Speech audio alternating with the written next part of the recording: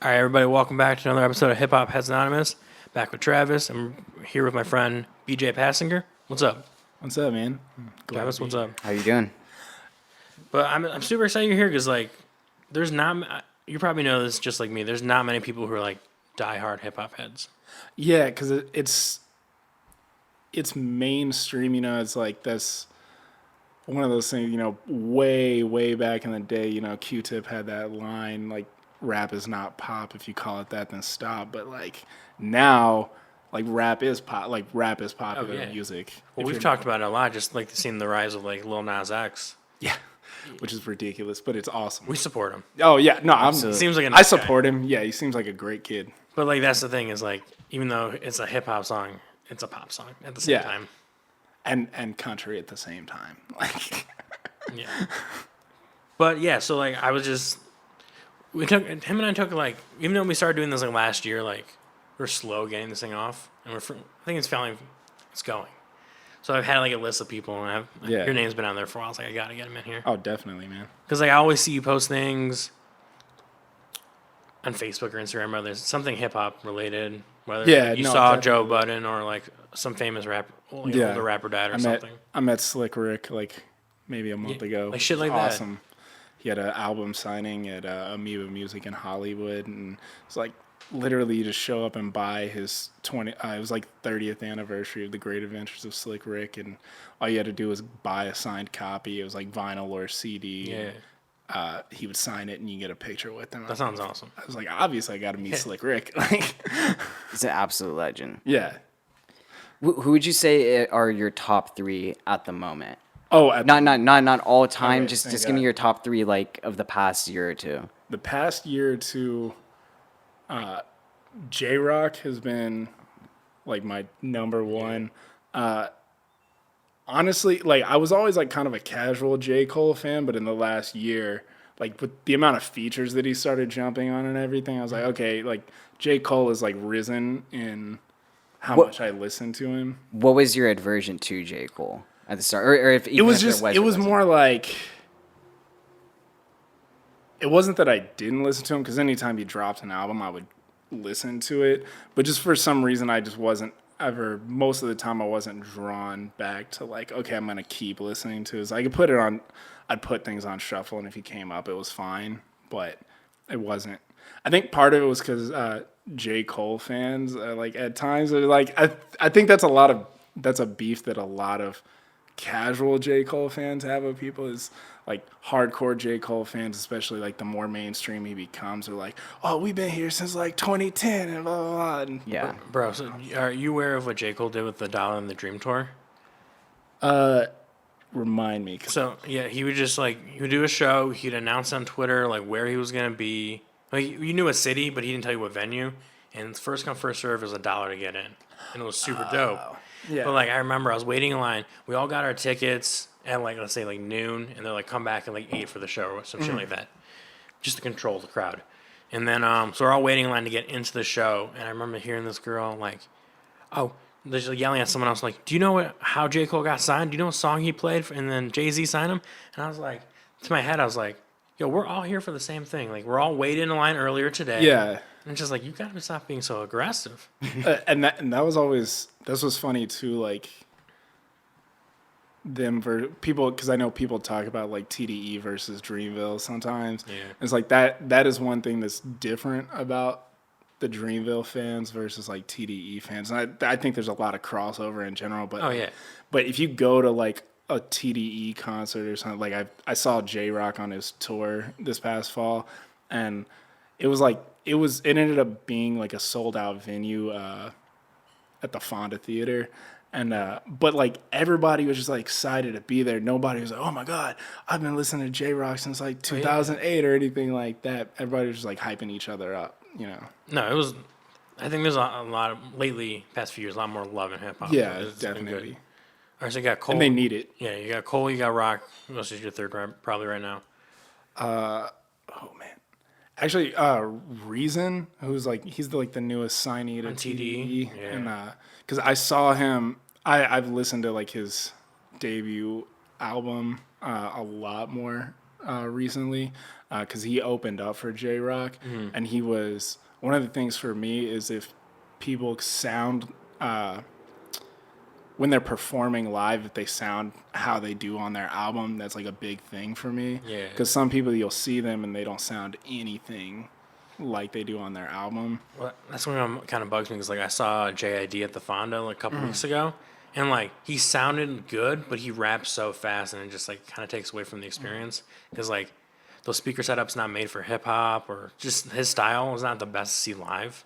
Yeah. But he sounded like he does in the record, but he sounds that's just super fast. Yeah, and I think that's always like one of those because I'm big into old school hip hop too. So like that's always like the biggest difference between like this generation versus people that were dropping 25 years ago is there's more things that they can do to their voices to clean it up now. It's like back then, like how it sounded on vinyl, like that's how they sound in real life because they didn't have any kinds of things to clean it up with. It's not even just that. Like we were talking last time for Tyler's project. Like Tyler just messed around with his voices for the first few songs, and it's cool creatively, but it's like you're not gonna get that live. Yeah. You know? Yeah, I mean that was a big feature on Blonde as well. Like, you know, he pitched his voice up and down all throughout that album, and yeah, that's something. It's more and more common too. I mean, you look at like I don't know if you're a Playboy Cardi person. I'm not. But, Okay, but okay. go ahead. No, but he does, and a lot of his tracks, even on Earthquake on the Igor album, he does that baby voice thing, which I think is like kind of like modding up his voice a bit and stuff like that. So I don't know. I like it just because I think it gives you different kinds of cadences and stuff that we haven't really heard before. And of course, like if you know, speaking of like old school hip hop, if somebody were to do that in the '90s, you'd probably get laughed. Oh, most definitely. What the fuck are you doing? Just rap. Yeah. So I don't know. I think it's kind of cool that that's kind of bringing about a different taste. Definitely, because I know like Kendrick has done that off and on for a while now, and like he'll do like his little alien voice kind of thing, and occasionally he'll sing, and he called it the ghetto falsetto in an interview one time. That's like, a great line. Yeah. I've never heard that before. Yeah. Nah, but it works out for some people, you know? Yeah. But who's like, go ahead. No, I was gonna say like you wouldn't want to hear Jay-Z do that or something. No, I would like to hear that. Jay-Z baby voice. Baby Hove. I'd be disappointed for sure. Yeah, it's a younger generation thing. Like I guess like the only older head you could probably see doing this maybe like Kanye, because Kanye would do that. Yeah, because Kanye would do it just to do it, and you would accept it. Yeah. Who's your top three though? Is it? Let me see. Playboy Cardi, Lil Uzi. No. Playboy Cardi definitely. Could I still throw Kanye in there? Why not? Yeah. Why not? It's your question. Yeah. And then let me throw in at the moment. Who am I thinking? Frank Ocean, even though he's been kind of silent lately. That's the thing. I'll tell you this project I'm working on after this. That's hip hop related, but like I was like putting information in, and like it's been like 3 years since Frank Ocean dropped something. Mm-hmm. So when are we gonna bring back the Where's Frank? Right. Yeah. There's been singles along the way, but that was still closer to the album release. Sure. I mean, at least a year ago. Yeah, I'm thinking the last thing was probably summer of last year was Provider, I think. I don't know. I don't remember release dates like that. But yeah, it's been a minute. Yeah. I think for my top three right now, it's probably Cole, and then probably Pusha T, J-Rock, and then I gotta throw Rice in there as well. I mean, it's four instead of three. I know. But here's the thing: is like Pusha T could be ready, but then Kanye might hold him back for a couple of years. Right. So I mean, Kanye really, I don't want to use the word helped Pusha T, but that album Daytona, I mean, obviously, needless to say, it's not anything without Kanye. Like, I mean, he made his name rapping on a lot of Neptune tracks and whatnot, but I feel like Daytona and what Kanye did on that album really brought him to the forefront. That and also it's like because right before that dropped, it was like he had his thing with Drake, and he Yeah. he released the story of Adidon. So like everybody was already like he was already being talked about when that album dropped. So I think that helped. Like because I listened to Daytona because of the story of Adidon because I wasn't Pusha T. Like I would listen to him like every now and then or something like that, but I wouldn't have listened to Daytona if he hadn't dropped the story of Adidon. Absolutely, and I've said it before on this podcast that was all planned. It had to be. Yeah, he probably wrote that as soon as he got the information that Drake had the secret child, and he goaded him into that beef. It was all Definitely. I mean, he's a Pusha T's a genius in his own right, and in a lot of cases, I know you're gonna get mad at this. I know he's gonna get mad.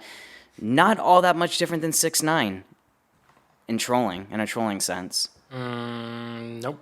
I disagree 100%. Go ahead. Because this is the thing that we talked about so long ago. Like, I'm cool with 6ix9ine doing his thing if he did, like, diss songs or something. But Pusha T's been making diss songs by, like, Lil Wayne or Drake for close to 10 years now.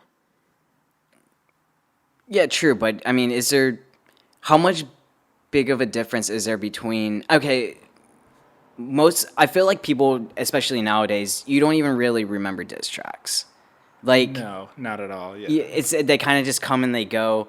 How is that any more different than going on Instagram and popping off on somebody and just talking a bunch of shit?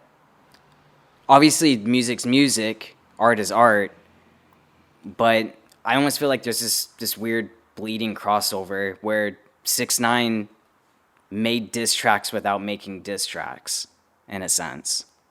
I think I kind of see what you're saying because like just the way music is today, where it's like things are dropping every week all Yeah. the time, and albums are so fleeting. Whereas like it used to be an album would drop, and that would be like the only thing that people are talking about or listening to for at least a month, and because of social media and like how people have to use that in order to stay relevant and like stay in touch with their fans.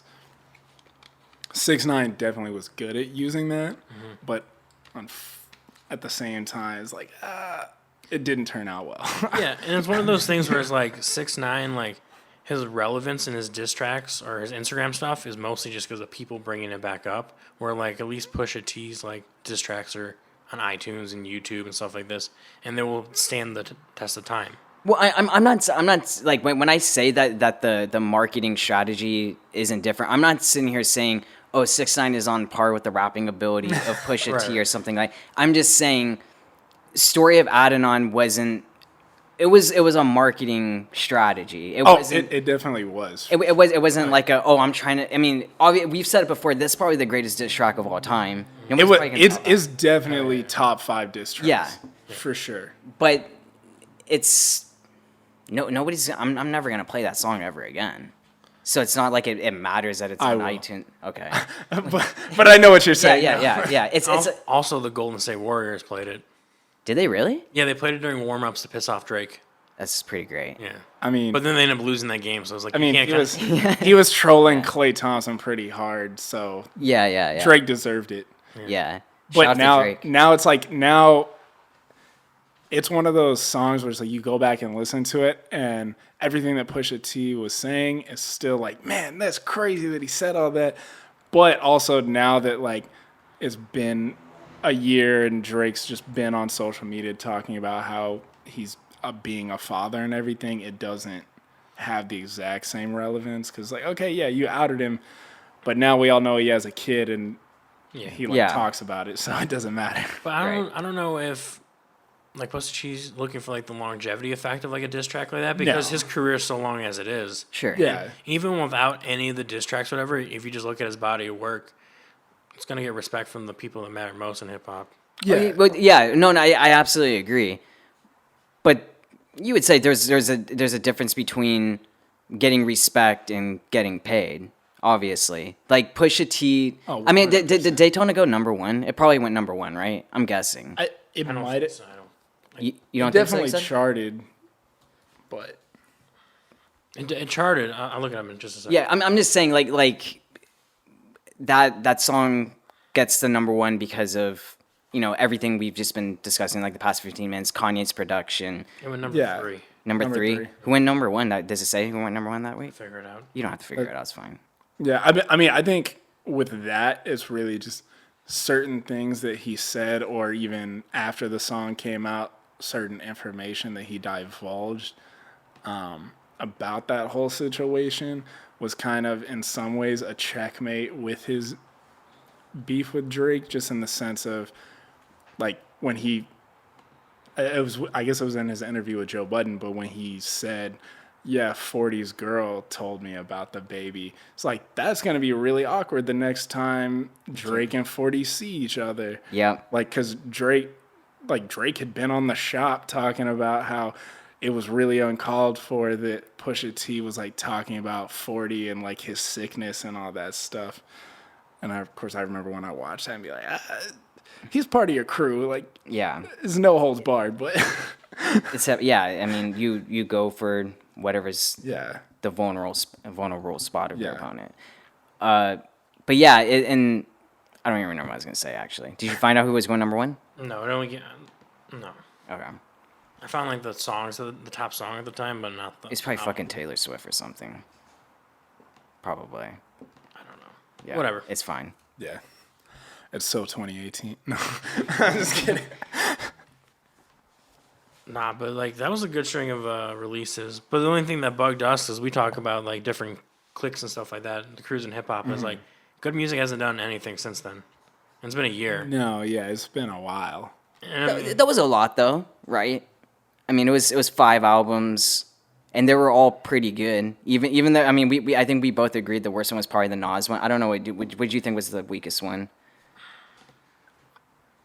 Remind me what the other projects were, because it was Tiana Taylor, Kanye, Pusha T, yeah, the Kanye. T Ghost. oh. For me, Go ahead. I mean, because I'm not Tiana Taylor's target audience, so like for me, it was probably a tie between Kids See Ghosts and Tiana Taylor's project of like what was the weakest, because there were certain things on Kids See Ghosts I was like, oh, this is great, and other things I was like, eh. You need to leave the podcast now. I'm just joking. No, but that's actually like you said. When I first heard Kids See Ghosts, I didn't like it. I thought the rock aspect kind of turned me off. It kind of grew. It grew on me over time, though. Yeah, that's how Kanye's Wyoming project I can't remember the name of the album. Yay. Yeah. That's how Ye was at first. I was like, what is he doing? And then when I gave it another listen, I was like, not what I expected, but it's growing on me. Yeah. In the words of DJ Khaled, it's that mysterious shit. Yeah. Well, that's what we talked about. Is apparently he had a whole different album, and then after the TMZ interview, he scrapped the albums, and he made so what he released was within like a month, and that's why it's not as good. Makes sense. Yeah. But then he gave songs like I guess it's more like politically driven. So like the song that he gave to Nas, like that's supposed to be on his album. Cop Shot the Kid. Yeah, And- which is a great sample. Yeah, I love that Great song. example. And didn't Drake wrote one of the songs that was on Ye, didn't he? I believe he did.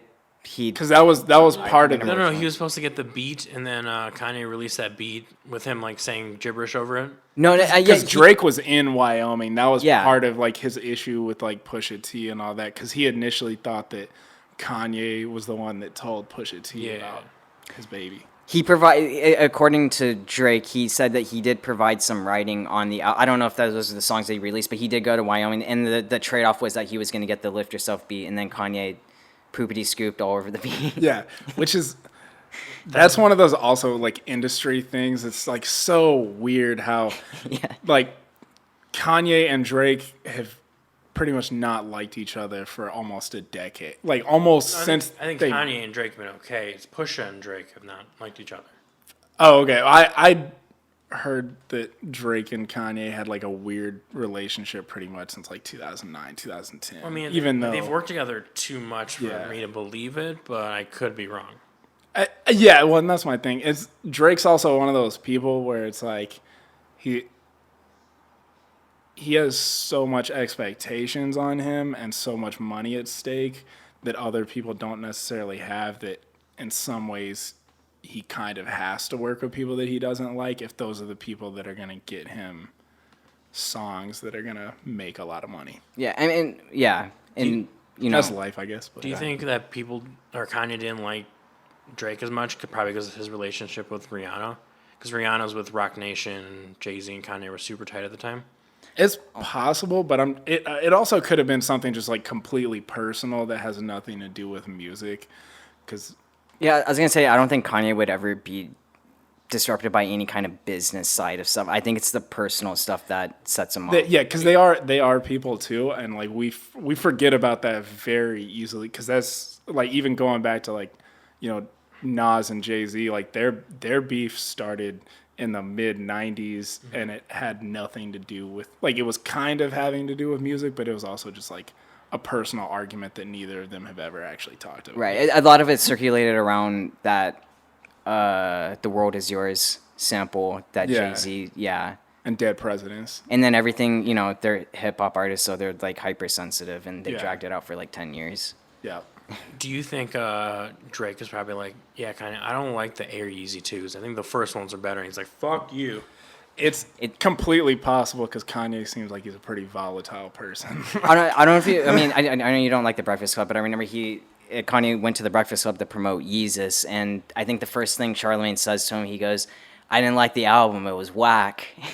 And then Kanye ends up coming back though, and he ends up kind of developing this relationship with Charlamagne over the years, and it seems like they really like each other.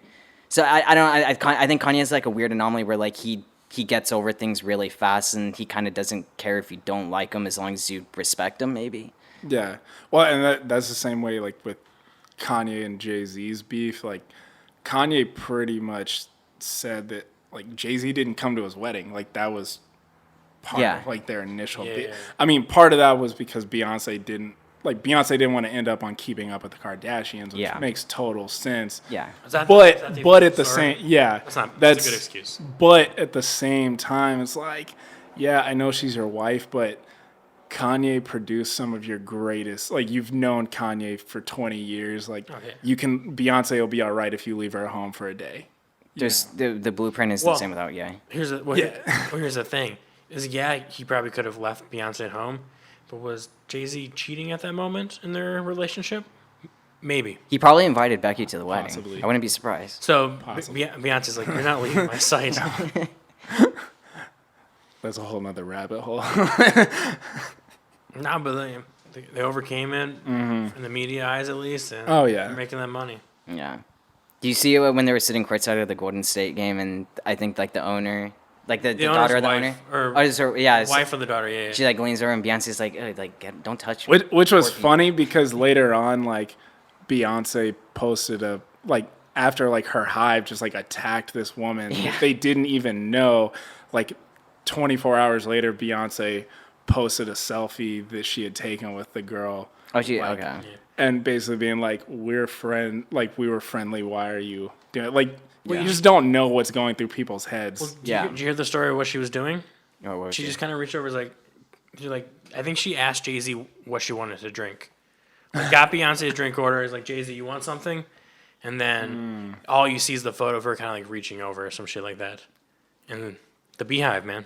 Yeah, it's crazy. You kind of brought it up earlier, but a lot of times we just see like 5-second snippets in the media, and we just go ham on it and create crazy stories out of them. Yeah. But I like doing that. It's fun. Yeah, Travis tries to bring chaos to this podcast. Yeah. Oh, man. I don't know what's going on. Let's see. You want to get into some news? What's going on? Sure. Yeah. Speaking of like Jay-Z and Beyonce, do you hear that Jay-Z's like providing legal assistance to that Phoenix family? Yeah. Yeah. Jay-Z's doing He's been God's on work. that. Yeah, he's been good at philanthropy and just all. I mean, he definitely is one of the main reasons Meek Mill got out of jail. Yeah, that's true. Did you hear about that bill that Meek Mill's working on for Philadelphia or Pennsylvania? Some kind of prison reform bill, right? Yeah. We talked about it. It's a good idea. It's a great idea. Yeah, which is funny because, a couple of years ago, if you're watching or listening to Rico with him and Drake, you're like, this is not the guy who's gonna be doing prison reform. Yeah. Which is one of those things where you can just talk about in endless cases of like growing up. Like look at Gucci Man now compared to like when he was getting arrested back and all that shit back in the day. Yeah. He's a model citizen. I've not heard him scream "burr" on a record in a very long time. And that's why his sales are down. Yeah, probably.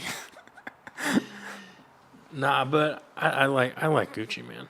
I like it more now than back in the day, but Yeah, I mean he's matured. what are you listening to right now? Oh man, that actually Jim Jones dropped an album maybe like 2 or 3 weeks ago. I've been listening to that a lot. I saw that, then I had to re-download Hustler's PM. Yeah, it's pretty good. He has one of my favorite songs on that album is called NYC, and it's him and Fat Joe, and it's really good. Did you ever listen to like Fat Joe back in the day? No, that's the thing. Yeah, I didn't. Well, because I go so like sometimes I'll go so much into like a group, and I was like so 50. I mean, like, I grew up in like or outside Detroit, so I love Eminem, Yeah, it makes Shady sense. Records, and then I love G Unit, Yeah. 50 Cent. So when G Unit's like fuck Fat Joe, I'm like never listen to that shit again. Yeah, exactly. Well, and you get in those cliques too, where it's like there's a lot of artists that they have their crew that they make music with off and on a lot. So if you find a band that you like, you just start going like hanging out with that tree specifically and Yeah. listen to the different songs they're featuring each other on. No, yeah, no, I know exactly what you're talking about. That's exactly how I discovered different artists. Because of like from there, I listened to Eminem, I listened to Renegade, and then I was like, oh, Jay-Z. I listened to Jay-Z. Yeah. Then you get into Biggie. Then you get into Biggie and Pac. But yeah. Yeah. And that's what's so crazy about Jay-Z too when you're looking at, and this is probably not any new thoughts, but it's like the fact that he's a golden age rapper who's pretty much stayed Stayed relevant. consistently relevant since like 1996. I'm surprised that 444 was as popular as it was because Oh, yeah. I thought the younger generation would just be like, who the fuck is this old ass dude? And you know what? Yeah. I don't think they really listened to it. I think it was mostly just older people. You think? Yeah. I mean, it makes sense. This is like one of those things that we were talking about, like a lot of people just see Jay-Z as someone that a lot of the younger people, the SoundCloud people, like they just see Jay-Z as someone that Kanye's worked with a lot. But so like even though Jay-Z's doing his thing, it's like his fans are listening to it. He's got enough fans. Yeah. Well, and yeah, the like teenagers right now, like people that are in high school right now were born after the Blueprint came out. Right. Yeah. So they're just gonna have a different view of him. Yeah. Yeah, I think probably the most lyrical rapper that a lot of these young kids listen to is probably like Drake. Just because he's on the radio. Yeah. Don't downplay Drake's lyrics. Drake is he's a got pretty some good good lyrics. lyrics. No, he But is. compared to like the people we mentioned J-Rock, Pusha T, Royce, he's not as lyrical, but because he makes a lot of those fun songs. Sure, I'm okay. saying Yeah. for the younger generation, he's as lyrical as they get. And Yeah. and in some ways that only slightly annoys me just because I was finally able to see Drake in concert on the Scorpion tour, and half the people there were all like just out of high school. I was there and too. it was like just some of the people that were there were just acting a fool, and just I was like, dude, I've been waiting to see this person for 10 years. Like, stop standing up on a seat and blocking my view. Like, Oh my god. you know? Yeah, that annoys Dude, me. I saw him the one time I saw him. It was he was one of my favorite shows because I saw him when I was still back in Michigan. I think it was like 2010, so I was 20 years Oh, 20 years old. But he did a show over at Caesar's Palace in Windsor. So it was at least 19 and up, and it was in a casino. So he started 10 minutes after his call time or whatever. Like they had an opener real Yeah. quick, and then he just went on to the show, and we were all out by like 10:30, and we all just drank legally in Canada. It was great. yeah. Awesome. But he can put on a good show. Oh, his concert, like the Scorpion tour, when I went to the concert, I was there at the LA concert that he brought LeBron out, which was super interesting. That's the night right before And, that. I was so mad. It was funny too because I was like, okay, I've waited 10 years to see Drake. I spent a little bit more money, so I was a little bit lower.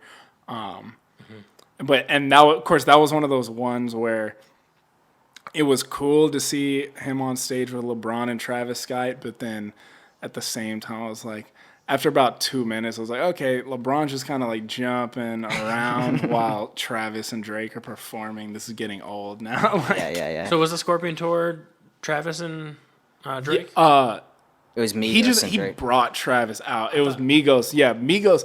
I will say that was Migos. Maybe it was just that concert, but Migos actually surprised me. Like they were one of those people that sounded kind of like they do on their records in person. Just Offset doesn't have like the best stage personality. He Right. seemed like he was a little lost while Takeoff and Quavo were interacting. I don't think he does that many big shows though. Yeah, probably. But I could be wrong. I'm sure going on stage with Cardi is like his biggest shows that he's doing. Yeah. Yeah. Because it's weird when you get like smaller acts to like open up for these big shows, and it's weird at times. Did you go to the Yeezus tour? No, I never went to that. Well, Kendrick opened for him, and I remember I got there fucking early. I was like, I'm gonna see Kendrick Yeah. for sure, and there were people showing up after Kendrick's spot just to Wow. watch Kanye. I'm like, the disrespect. It was like, because I was in Chicago at the time. I was like, he's from Chicago, or his dad's from Chicago. His parents are from Chicago. That's a Good Kid, Mad City era too, right? Yeah, which is like Yeah, that was such right after his good- world tour. Because I saw the Good Kid, Mad City world tour in Michigan a few months before I moved to Chicago. Yeah, So it was like right when that album came out. Wow. yeah, because he had just at that time I think he had just come off the Take Care tour with Drake because he had gone on tour with Drake for that too. You ever look back at those old tours and you're like, I should have fucking went to that. Like, That's like one of the tours where I wish. yeah, there's a tours like I think it's Drake, Kendrick, and like ASAP Rocky, I think. Yeah. And Cole was in that mix too, and it's like, what the fuck was I doing? Yeah. Well, and at that time too, they had that the fucking Problem song with 2 Chainz, Yeah. all 4 of them, and like that was a good song. You're like, and when you look back at it too, you're like Drake and Kendrick have only been on 2 songs together. Yeah. So Well, speaking of that song, I remember I was at this house party in Michigan. It was Halloween, and I was DJing, and I threw that song in there. Some people were like, "What is this?" They're just saying "fucking Problems." I was like, "Trust me, it's gonna be a hit." yeah, Because this is before everything came out the streaming so quick. Uh-huh. Because I imagine you're like me, and I'm assuming you are too. Like, you got the mixtapes on DatPiff. You're probably like on hiphopdx.com back in the day, listening to songs before it came stealing out. things off. Shout out to the LimeWire. Pirate Bay. Yeah. Yeah, LimeWire, man, that was my Oh yeah. risking it all to hear that song. Yeah, and you can't afford. yeah, and you download that Bill Clinton soundbite. Yeah. Yeah. Did you, so there's do you know who Trick Trick is? No. He's from Detroit, and is like, he does like local music, but like, he apparently, rumor has it like, if you're a first time like rapper, shit like that, coming into Detroit, you have to give him and his crew some money, and they keep you out of trouble, shit like that. One of those guys. But he did drop 2 albums, and like Eminem was on both albums. But they have a song called "Welcome to Detroit," and it's a fucking hit. I remember getting that song like 3 weeks before school's about to start, and I was like, I know it's gonna be a hit. I know it's gonna be a hit. And I was like, just trying to tell people, I miss those days so much.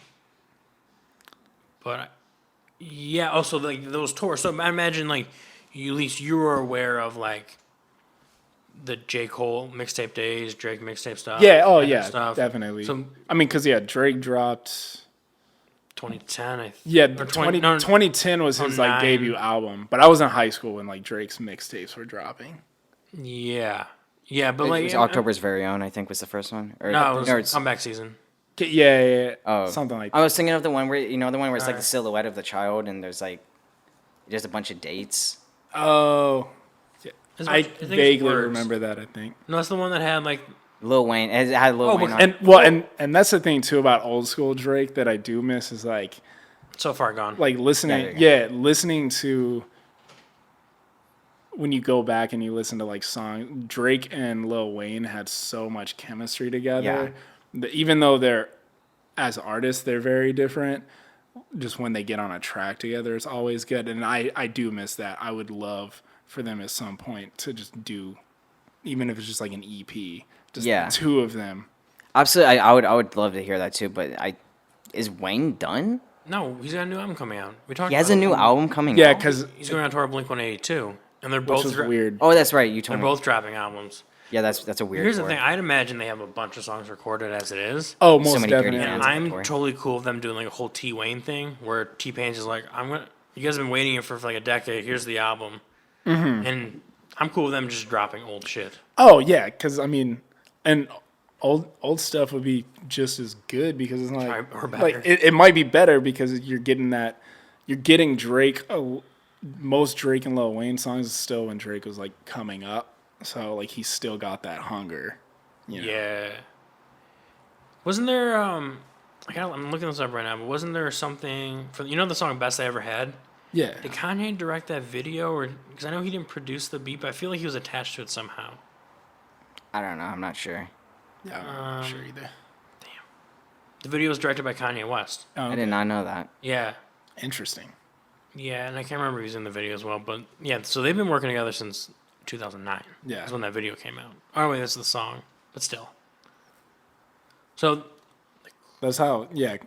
So the fact that like they maybe hated each other since then or whatever, it's Yeah. kind of weird because like they were so young into each other's careers that they could have just backed. Yeah. Well, and that's the same way like Drake, when a couple years ago when Drake had like dissed Kid Cudi or whatnot, Oh, right. while he was like in, I don't know if he was in rehab or I forget what he was. He's like hospitalized for something. Yeah, it was for like mental. It was like for depression. Yeah, People yeah. were like getting on Drake, but and then you forget too, like Drake was in the Pursuit of Happiness video. Like he's all up in that video, and that's before his album had even dropped. Right. Drake doesn't strike me as the kind of person that ever wants enemies. I think he feels, because he's so popular, he probably feels cornered at times. And he feels like he has to fight back, otherwise people get on him. Most definitely. I mean, because that's again, I know everyone's always tired about talking about the Meek and Drake beef back when it happened, but that was Dude, like bodied Meek. oh, most definitely. And then also like Drake definitely gets put in a corner, and in some ways it's also not fair when people are beefing with Drake because he's so big and so like he's become larger than life, and also he has so many more fans than most people that he's gonna beef with, and half of his fans are just like casual fans. They're not hip hop heads. Yeah. So like those are the people that are like trolling, like they just start trolling the people that are beefing with him. It's like you really have no, like those are the people that have no business like even being involved in a hip hop beef. Do you think that like the same type of people that beef with Drake are the same type of people that beef with like Eminem? They're like fuck, if Eminem takes a shot at me, I'm gonna make a million get all these views and all these listens. Oh, I'm sure in some ways. So yeah. Eminem definitely gets beat up on a lot too, but it's the same exact thing. I mean, like I said, Eminem's released what I believe to be a lot of bad albums recently, but he can't do anything to tarnish his legacy. Like people are always gonna see him as the guy on top of the mountain, and so it's easy to take pot shots at him. It's easy to bark at the moon, right? And then the moon's not gonna bark back. But it did, I guess, in the case of Machine Gun Kelly. It worked out well for him. It worked out well for Machine Gun Kelly, at least for a couple months. Like, Well, did you see that he performed Killshot in Detroit? I saw. yeah, That's disrespectful. which is disrespectful. But then also it is one of those things. Like, okay, Machine Gun Kelly, like that was a cool trick. What's your next one? Yeah, but he's doing his thing, and like he played in the movie The Dirt. Oh, did he? Oh yeah, that's right. played- Tommy Lee, I I think. think he played Tommy Lee. Oh, okay. Interesting. I can't remember. So you were listening to Jim Jones. Do you ever listen to Beast Coast? No, I haven't actually listened to them. I heard you guys talking about it on your last podcast. Yeah. We get more in depth. I'm gonna release an episode later that I did with my friend Brady, but because he's a big like Joey Badass fan. Okay. But Beast Coast, I think, is one of Is the this a super group ish? Yeah, so it's Joey Badass and Pro Era, Okay. and then it's Flatbush Zombies and the Underachievers. Okay. And Underachievers have a new album that just came out today called The Lords of Flatbush 3. But I think the Beast Coast album, Escape from New York, is probably arguably, in my opinion, the most complete album so far this year. Yeah. Interesting. Yeah, and super groups are always great and also hard too, because when it's like comprised of all those individual artists, it's just hard to keep getting things from them because everyone's having to do their own thing too. Yeah, but like I think all of them, whether Joey's in a major label or not, he still has that indie feel and indie Yeah. following. Oh, definitely. But they all just were in the studio together for weeks in New York. They all live there still. So Oh, okay. It's not like when like the ASAP Mob does an album and like Rocky might be doing some fashion shoot in like Europe and Ferg's doing his own thing, And they email the verses around. Yeah. Yeah. That's why I feel like it's more complete. And it's worth listening to for sure. Yeah, because I know that's the same way why like that's part of why we still haven't gotten a Black Hippie album from TDE, because Yeah. it's not that they don't want to do one, it's that everyone's doing their own things and there's like Maybe. Because like I felt like back in the day when we first started talking about it, a lot of them, like Q was not as big as he is. Kendrick was Yeah. like just coming off like Good Kid, Mad City, and like Rock. You know, you're a big J Rock fan. So Yeah. you know how much of the blown up he's done recently. Oh yeah, I mean, the fact that he won a Grammy last year crazy. is fantastic. Dude, him and Nipsey won a Grammy last year, which is unfathomable a couple years ago. Oh yeah, But I don't know. I felt like they had the time and they were in the same place when they first started talking about that project. well, and the other problem too is like because that they're older too. Like even though in our minds they're not, they're all in their early 30s. Like they all. I think Kendrick has a kid now, but I don't think he's really I know talked Cole about it. has a kid. But I know he's married. Yeah. So it's like it's just one of those things. Like J Rock and Schoolboy Q both have kids. Like Schoolboy Q, if you follow him on Instagram, Yeah, he's great. His only posts are golf and his daughter. So Yeah, do you follow him on Instagram? No. So it's like golf or like him. He's a great father. Like his daughter, like he takes his daughter to like all the soccer practice and games and all that shit. I've heard him talk about her a lot in interviews. Yeah. But the other half of his posts are like he'll just like show up on like YG or whatever. They're just driving around cars and shit like that. and he'll just like tag a random West Coast artist that's not there. Yeah. That they're probably like within 30-minute driving distance. Well, that's the From thing, him. Be there's- like, where you at? Well, there's so many rappers that live in LA too. Yeah. It's fun. It's a fun watch. He's one of the few people I'll turn on the sound and like watch the whole thing. Yeah. That's one of the things that bugged me about when Mac died, because like they had such a good relationship, and they were always fun to watch. Do you ever see the video of them playing like it wasn't laser tag, but they were in some like arcade game where they have the lasers going through and you have to like go underneath them and shit like that, and you're like, Oh no, but it's probably hilarious. yeah, it was fucking great because they were hitting all lasers, but they were just doing like somersaults and shit like that. High Probably both stoned. Yeah, I was like, Nah, it's a bummer. Do you like Big Crit? I do, but I'm not listening to him all the time. If that makes sense. No. But I do have songs of his in my. I'm trying to figure out what you listen to because I know you like the old school hip hop. I know you I'm indie stuff. I'm too. weird. I don't even. I just go between everything. I don't know if that makes sense or not, but Did you guys listen to Future's new album? I did. I gave it a listen and then I knew it wasn't for me. Most Future songs are not for me. It was okay. It's like 7 Future songs. Yeah. It wasn't like anything remarkable, and I don't think it was anything of like his worst stuff or anything. It's like new Future music. Yeah, well, and I think not to purposely plug the Joe Budden podcast, but they talked about it on their podcast. Dude, we when they plug were- shit all the time. Yeah, when it had released, and they kind of one of them had like a theory that is like the Future's like pretty much clean and sober, but it's like he's been making like drug music for so long that either he doesn't necessarily know what to talk about, or his label is just kind of like, look, this is what sells for you. You need to keep talking about this stuff. Because they said that like his last like maybe 2 releases, if you listen to it, it doesn't actually sound like he's on the lean and all the stuff that Right. he's normally talking about. Yeah, I've heard that. I don't know if I heard it specifically from him or from somebody else reporting on him, but I have heard that he doesn't drink lean anymore, and he probably still smokes weed, but like he's the guy that he didn't make lean popular, but he definitely was one of those like vocal pushers of definitely, lean, and yeah. I guess he's been off of lean for some years now. Which is good because like we've seen the health scares that Lil Wayne's had. So Yeah. Yeah, if you look at Lil Wayne, right, like you'll see Lil Wayne sometimes and just like he looks like he's 45, almost 50, just because like in his face. Just well, yeah, what because he's we been in the did rap to game him. since Yeah. he's what, like 11. Yeah.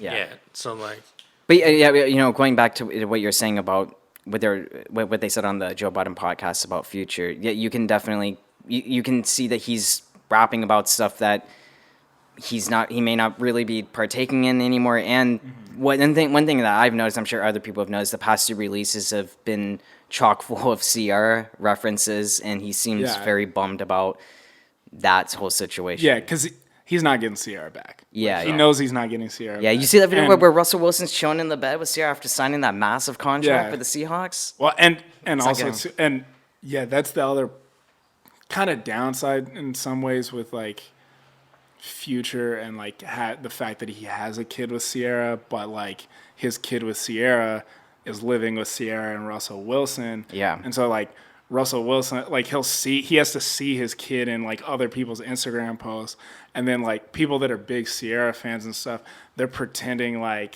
they act like Future's not Yeah, that's involved in. Wilson's- They see that and they just assume that Future's not involved in his child's Yeah. life, and Yeah. they see what like Russell Wilson and Sierra are doing for the kid, and they're just assuming that Future's not doing anything. Yeah, I saw some stuff on Twitter. I guess like for his son's birthday, future son's birthday. Yeah. He bought him the Rolex, and people are like, "What the fuck are you buying a 4-year-old a Rolex for? Like, Yeah. you can't even tell time." Yeah, But yeah, you know, hopefully Future can figure out his situation. You don't want anybody to be bummed out and depressed. He's off the lean, so he's trying to do right. yeah, Yeah. And- We've talked so much about growth in this podcast. Yeah. We're for it. That was the one thing that, because like the other day was like the 1 year passing of like Tentacion, and it's like that was one of the things like even though he did some shitty things, he never had the opportunity to like go to jail, rehabilitate, and grow as a human being. yeah. He didn't. Yeah, because he was like 19. Yeah. But like Future's, you know, Mid 30s, I think. Yeah. Maybe At late, le- yeah, late 30s. let's just say 30. Yeah. He's seen a lot and Yeah. he's finally growing. And like that is the unfortunate thing about when people die prematurely like that too, because Triple X he had a domestic abuse case that he was waiting to like go to trial about. Right. And so like now like he died with having an unsettled situation like that, and you don't know how that was gonna turn out, and just We talked about it. We Yeah. just figured he was probably guilty, but like that's probably yeah. But that's the thing. He didn't get the opportunity to go to jail, take the time. Yeah, to and rehabilitate. those are like those things too with like that specifically in domestic abuse, which is never good. But he also didn't have he's 19, he's barely out of high school. I don't. He didn't. Went to high school, man. 'Cause, Yeah, he has exactly. a terrible relationship with his mother and all that shit. Yeah, he didn't have the opportunity to mature and realize certain things he was doing were wrong. Right. By the way, speaking on XXX, I don't know if this is true or not, but I hear there's some kind of dispute between, you know how like he was a part of a group called Members Only down in Florida. I think. I think there's something about them and X's mom where they're fighting over. He has so much unreleased material, and it keeps coming out. Yeah. And I don't know if his mom is pushing that or if it's the members pushing that, but I believe there's some kind of rift there between them. Those two I'd parties. imagine it's the mother because from my understanding, is they had a terrible relationship, and everything coming out is because she's trying to push it to make money off him. And that's also like, when families get left essentially in charge of people's estates and something like that's always a weird thing because again, you don't necessarily know like what those people's actual relationships were. Yeah, definitely. Yeah. Well, what's at least a positive note is like obviously like Lauren London's doing her thing with Nipsey, but like we've had since Mac's passing, there's been a couple verses coming out. He's on the first single for the Free Nationals album coming out, and it's just like whether it's Nipsey's song they did with like DJ Khaled and all the proceeds going there, and Mac Miller's parents like taking their time. Like apparently, like the first song off the Free National album is Mac Miller and Caliuchis, and they said that they actually recorded it for that album, and then like the Free Nationals like postpone all that shit, let time go by. So it seems like that's a good like Yeah. the parents, Mac's parents, are doing the right thing for all that shit. Yeah. So like, I mean, he's one of those people that had like vaults of music. So I really hope we get to hear some stuff. Oh, definitely. Well, that's the same. Again, like Tupac conversations are always super old too, but maybe a year or two ago, that was right after his mom had passed away. They found out that they still have like 200 plus unreleased, unmastered songs from Tupac, Yeah. and it's like, and people are like, oh my God, maybe we'll get more of those. And it's like, Yeah, we don't need them. we don't need them. I was about to say that it's like at a certain point, you gotta just let that end and rest. And it's not even like in a bad kind of way. It's just it's unreleased for a reason. Yeah, exactly. That's always the hard part with like posthumous releases, and especially like stuff like that too. Because if you like, or with just anybody's posthumous releases, if you don't have the producers and the artists that were actually working with that person when they were alive on those things, then they're not going to have the same sound and intention that they would have anyway. Yeah. So Well, that's the thing is like even when it comes to like leaks nowadays, and people on the accounts be like, "Oh, this doesn't sound that good." It's like there's a reason why it hasn't came out. It's a leak. yeah, because they It's a leak, or if they die, it's like it's just not finished. yeah, well, and they within this last year, Dr. Dre's original second verse for California Love got leaked from somebody who, I think it's somebody who owns Death Row now. Yeah. And it was like, I listened to it, but at the same time, I was like, no, I'm glad Tupac got that second verse in there. There was like a couple weeks ago, there was something around 6 different Playboi Carti songs that got leaked from his new album. And when you listen to him, like in the middle of the song, there's just nothing. And people are like, why is he not rapping? And it's like, because he hasn't even laid down the verses yet. It's unfinished. That's Like you're listening to unfinished material. That was the thing is like I got to do a couple interviews on the sound side, but we interviewed some people for the new Avicii album that came out. Oh, that's cool. Yeah, so like we talked to like the A&R guy from Geffen Records and like the lead singer from Imagine Dragons and a couple other people. But it's like when they were finishing up that album, they're all finishing up stuff that they all work together. So they're not like new tracks. So like it's not like they found like Avicii beats and they're making new songs. They're finishing up all their stuff. Yeah. But they're using the same people, the same engineers, all that shit. And I didn't listen to it because that's just not my type of music. But from my understanding, it's like it feels just like an Avicii album, so the fans are happy. Yeah, and that, I mean that's how posthumous releases should be, because that, with those like Tupac posthumous releases, like the first 2 or 3 posthumous releases that he has, pretty much every single person that like produced or appeared on those were people that were already doing things in the studio with him, so they still feel relevant and like things that he would have put out. But then when you get into having T.I. and Ashanti on a song with Tupac, we didn't need that. Yeah, whether it's like Tupac's Life or Biggie duets or whatever. It's just like that should not have came out. Except the song that he has with Jay-Z on there, I was okay with. I don't remember. Biggie and Jay-Z? Yeah, there's one of his posthumous releases is like it's a duet with him and Jay-Z, and whether Jay-Z's verse was recorded currently or back then, that's different for me because they already had songs together. Right, of course. So like Jay-Z is gonna keep the same feel. You know what one of the questions I really want to find out is, and I keep mentioning it, probably not here, but I just put it out in the universe because I want to know. So I will argue that Notorious Thugs, Biggie's verse on that's the best verse of all time. It's my favorite verse. Interesting. And but that wasn't released as a single because like Biggie died like 2 or 3 weeks before that album came out. Yeah. So that wasn't released as a single until after his death. I just want to know, like, because back in the day you didn't really preview stuff at shows. Yeah. I want to know if there was ever him performing that song live, that verse live. It is possible. Maybe, but maybe not. But like that's one of the things I want to see because it's my favorite verse. Yeah.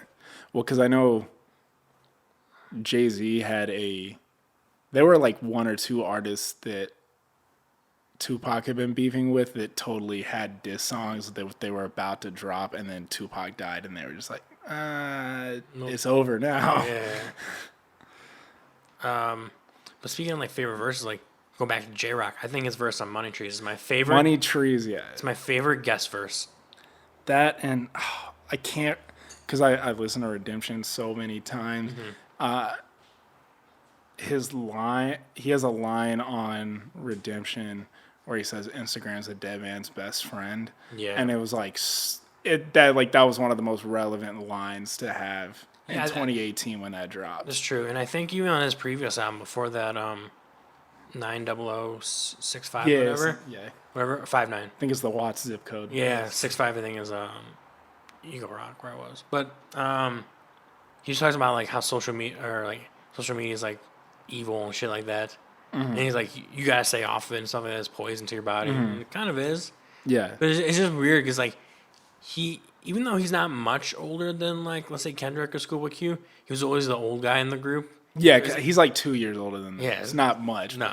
A lot of people forget TDE started with J-Rock. Yeah, he was that's like one of those things that always is like, tragic because if you actually like go in and like just look at their story, and they pretty much said it on his because they released like a 15-minute documentary when he did The Redemption documentary, and like people that they interviewed in it, and like Kendrick has said that before too, is like in some ways like J-Rock was like the unfortunate sacrificial lamb for them, because without J-Rock, TDE is nothing, because he was like he was their first like major label signing, because he'd been signed to Warner Music, and this was like in 2007. Yeah, because he had a song that was pretty big with like Lil Wayne and will.i.am, I think. Yeah. I'm blanking out on the name of it. It's a good song though. It's from like 2008, I think.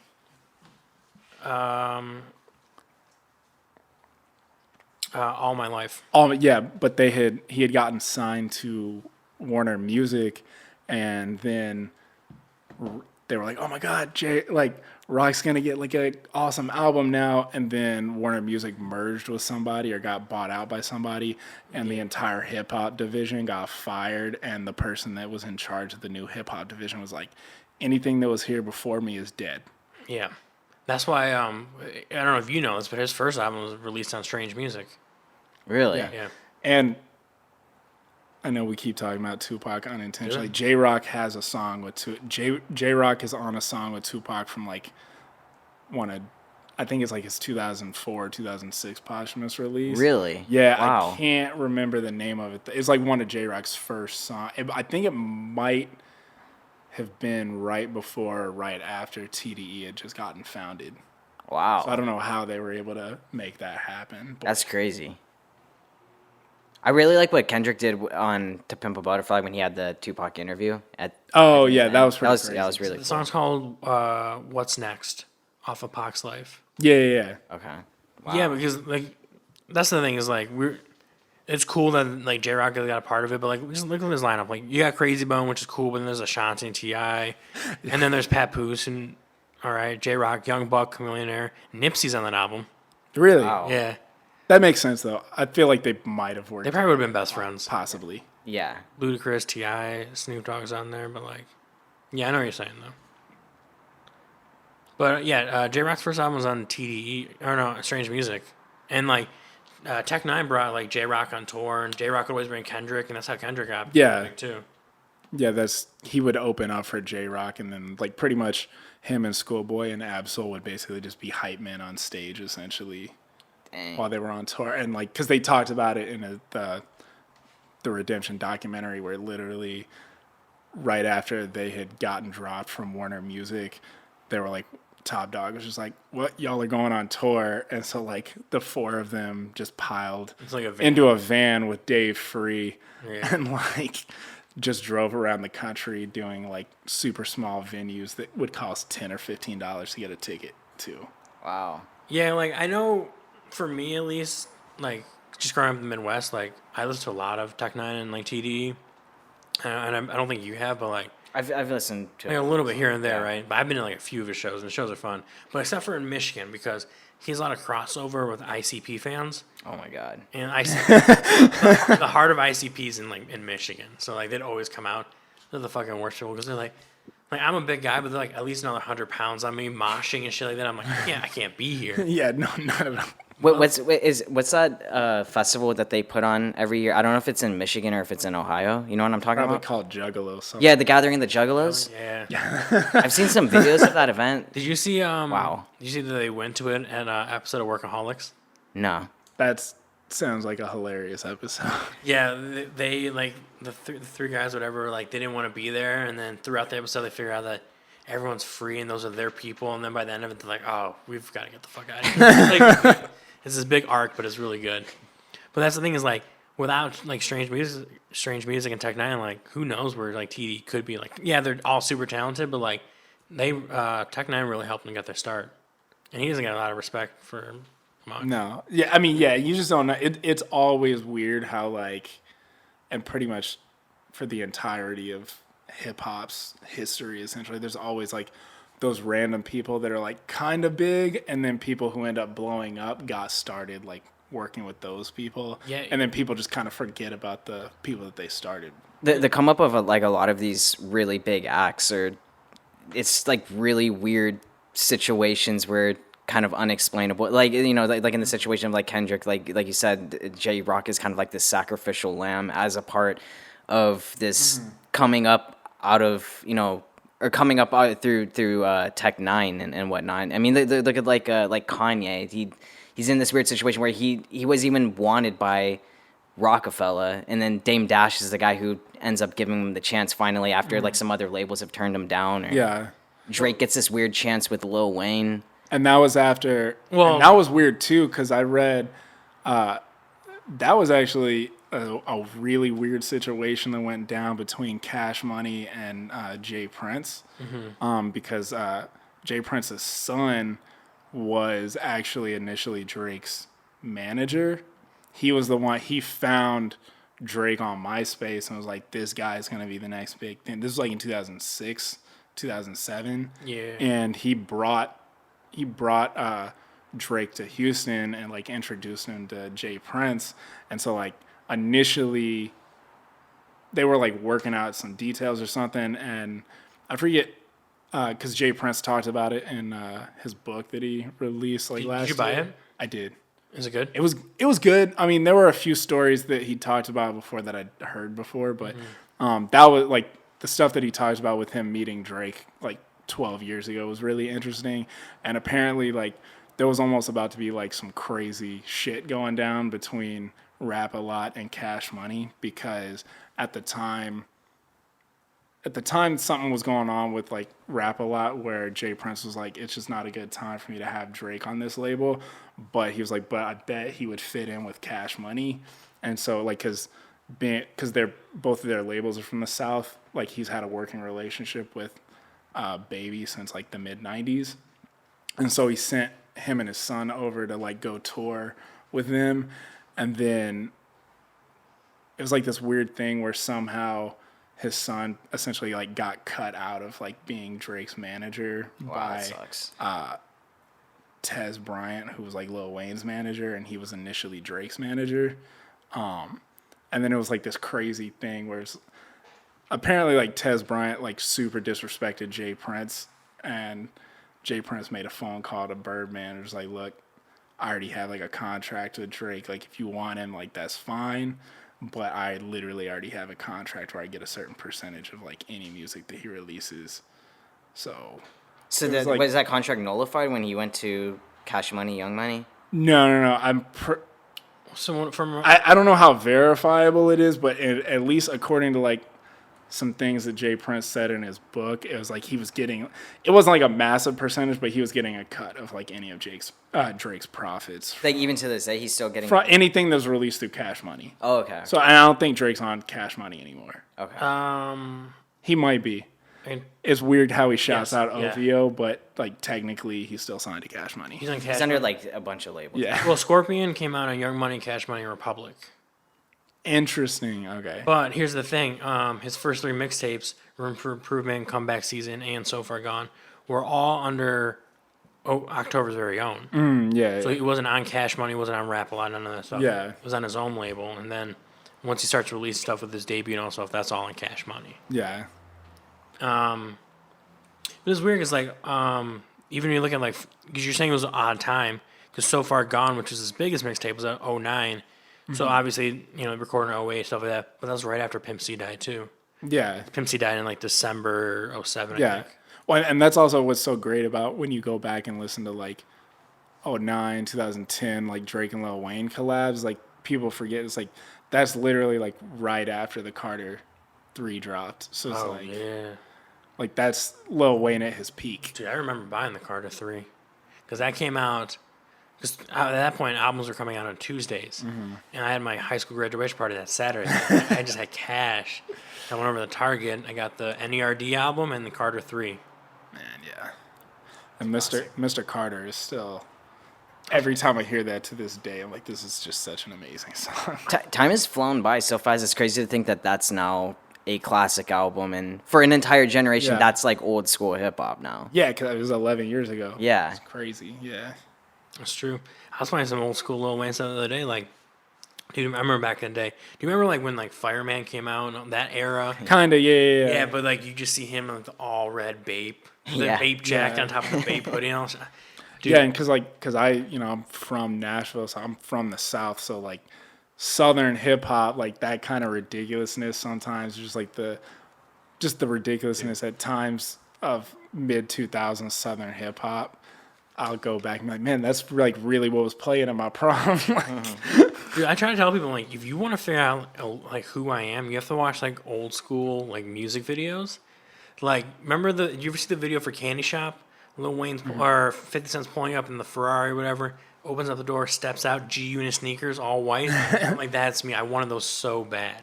Yeah. That's how I was with when I was in high school. I was like, I mean, I still am, but I was really big into like golden age hip hop, and like that was I started collecting like vintage like promo snapbacks from Oh, that's awesome. like music albums, and but I would like see those hats in certain music videos, and I wonder if I can get a hold of one of those, and I would like occasionally find them, yeah. and like, but that influenced like my style of like just the hats that I wear. Well, that's the thing that really bugs me or bothers me, I guess, in a way, because like we used to have to like look for those things. Now you can just buy them online. Yeah, Dude, remember the search? That's what I love about sneaker culture back in the day. It's like, because like certain sneakers wouldn't be released in every city. So if you lived in like Baltimore, you had to go up to New York City, shit like that.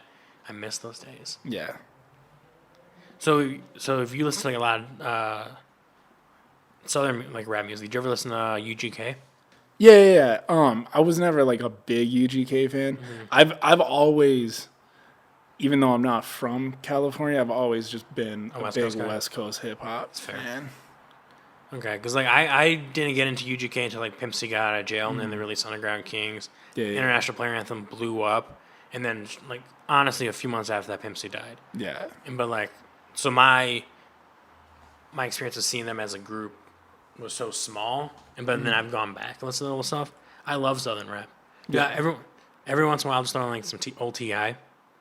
All T.I. like We still rap about guns before he got arrested. Yeah. like early 2000s T.I. like it is weird too. It's like I remember T.I. I was in high school when T.I. went to jail like for having a bunch of weapons in his house that were unregistered and all that stuff. It's like when you look at what T.I. is kind of known for with his activism and stuff now, it just it sounds weird. It's just one of those things where like you have to come out a different man because he came out. I don't know if you remember this. He toured whatever for like a year, got arrested again, did another year in jail, Yeah. and it's like then it's just one of those things where like he's got kids, he's got to get that shit together, and he did. You probably realize he's fucking up his money too. Yeah. That's true. Well, and he's aged, like he's almost 40. Yeah. So. Well, that's the thing I loved about Pimp C, because like when Pimp C was like, when he came out of jail, I was like, yo, because at the time all these Houston artists were beefing. Well, there's Chamillionaire, Mike Jones, Slim Thug, they're all fighting or whatever. And then Pimp C's like, yo, you guys are just losing out on money. He sat them all down together. He's like, you guys are fighting the wrong reason. We should be out there getting that money. Yeah. That's why I love Pimp C, just doing stuff like that. Yeah. And those dudes too, like they're like the Southern gangster culture is always like interesting to listen to, and just like who they are as people is always fun in some ways. Oh, yeah. Like Bun B is exactly who he claims to be on his records. Like He's a smart fucking guy. he shot a home intruder like Oh, a couple yeah, months ago. yeah. Like, that was like this crazy thing. He was like, It's like he shot a home intruder. It was great. And then like a couple years ago, he was like teaching classes that. yeah, it's super weird because it was like he ended up topping because I think a couple years ago LL Cool J was in the news because he'd beat up a home intruder, and then Bun B was like, I'm gonna top that. But you don't fuck with Texas, man. They all got guns. No, yeah, I remember like I was like, why would you break into a house at night in Texas? Like, Did you ever hear that Joe Rogan bit where he's talking about like in Texas they had like a draw Muhammad contest? So these terrorists or Muslim or whatever in between.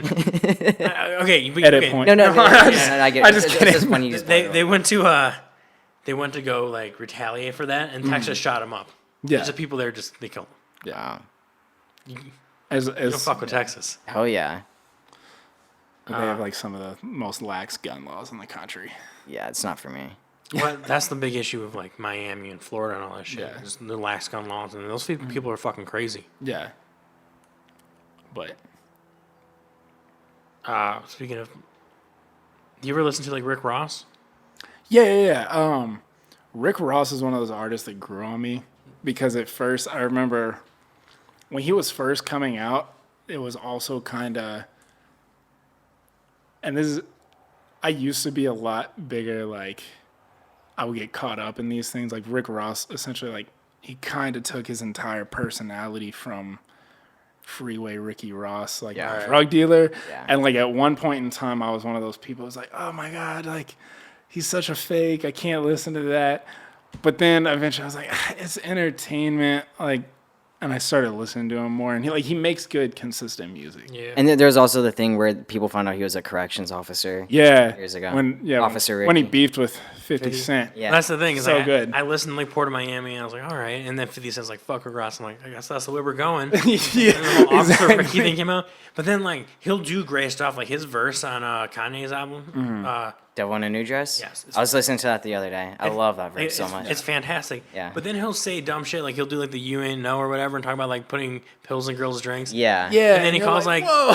and then even like this year or the end of last year, he does that song where he disses 6ix9ine, and he's like, you're gonna get raped by like the faggots in jail. And you're like, come on, man, Yeah, you yeah, can't yeah. be saying this. Yeah, you're like, it's 2018. You can't say that word. Yeah, yeah. On that note, Port of Miami 2, Born to Kill comes out July 23rd. Nice plug. Nice plug. I don't know.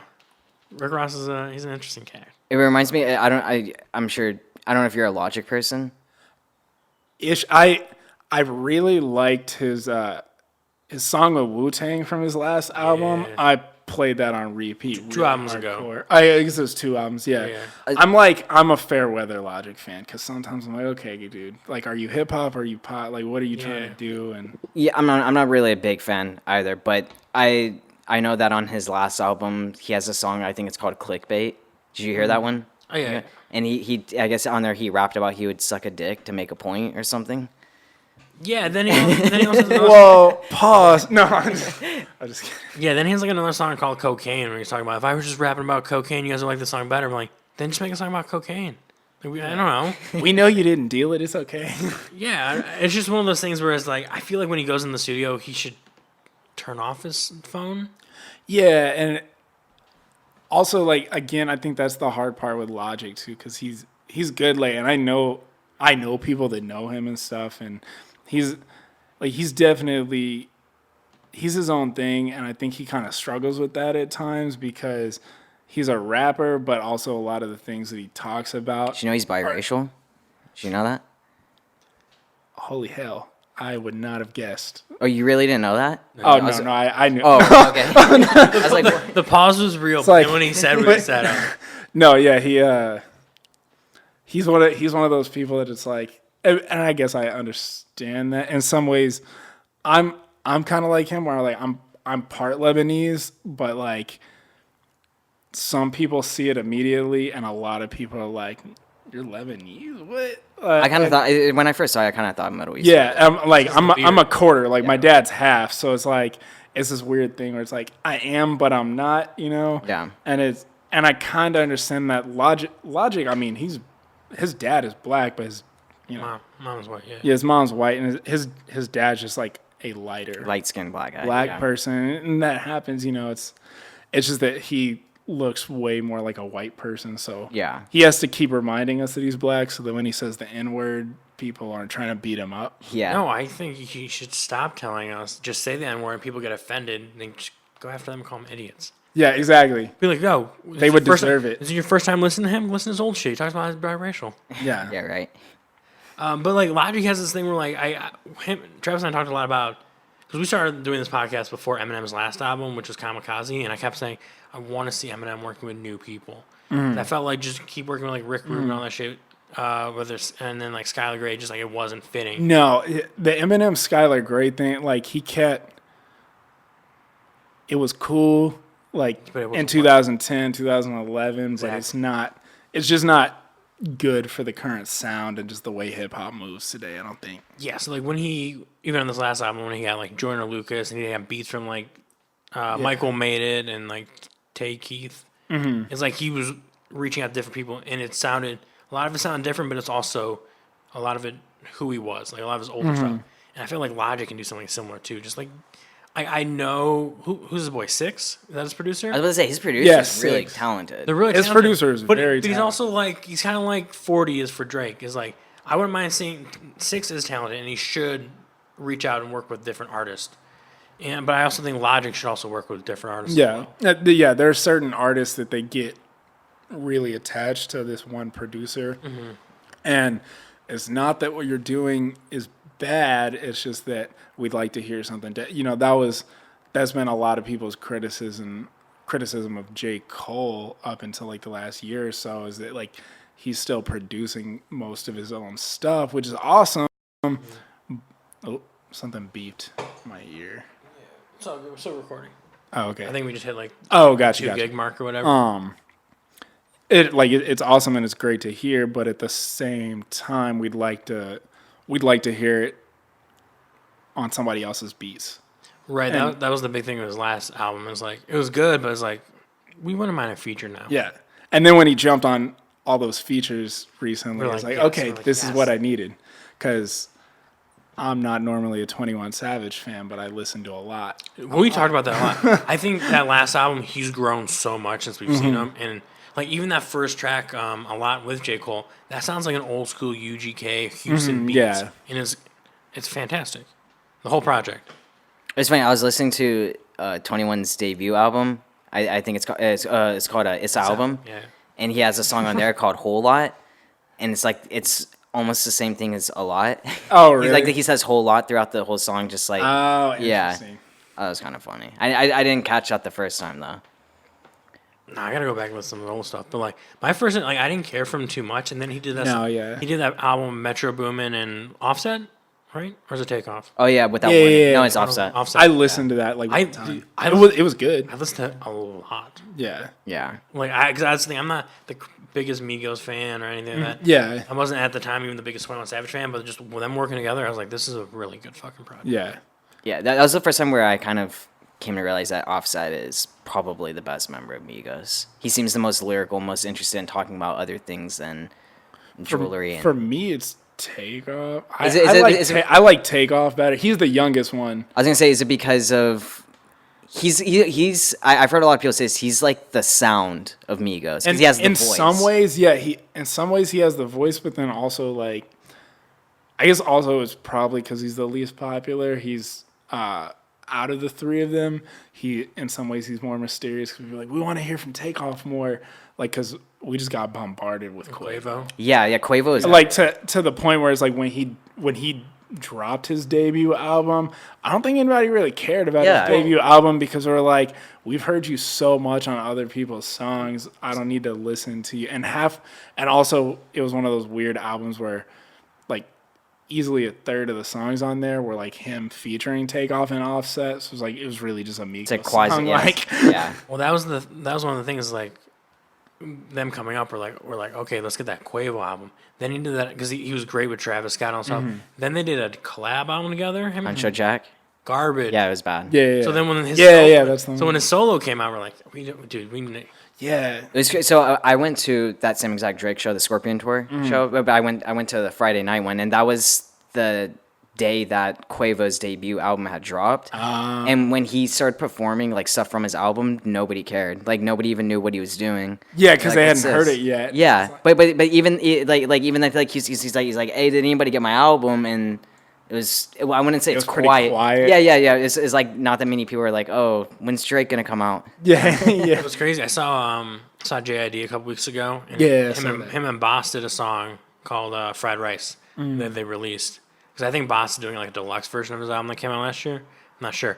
But, so I got the chance to meet JID beforehand. I was like, talking about Boss, and he's like, oh, Boss is going to show up.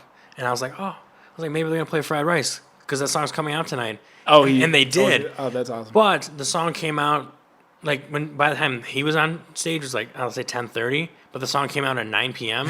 So and all of us were in the concert. We have not heard the song. Oh. So it was cool watching it, but like we couldn't sing along or anything like that. No one's heard the song before. So that type of shit's interesting. A little different than the Quavo thing. Like or Offset Takeoff. One of them. Yeah. Oh, you mean when it was the show? Yeah. It was Quavo, but it just seemed like nobody really was interested in hearing his solo stuff because he's like oversaturated in the market with himself. Yeah, it was Quavo. It was everywhere. he was the guy that they were letting feature on everybody's stuff, and like Takeoff and Offset just kind of had to like hang out while he was making all this money. Yeah. And you know, I mean, he was on that DJ Khaled song last summer. I forgot the name of it. Or It's garbage anyway. oh, I'm the one. Oh, it's just It was him. Yeah, it was him, Lil Wayne, Justin Bieber, and Chance the Rapper. Yeah.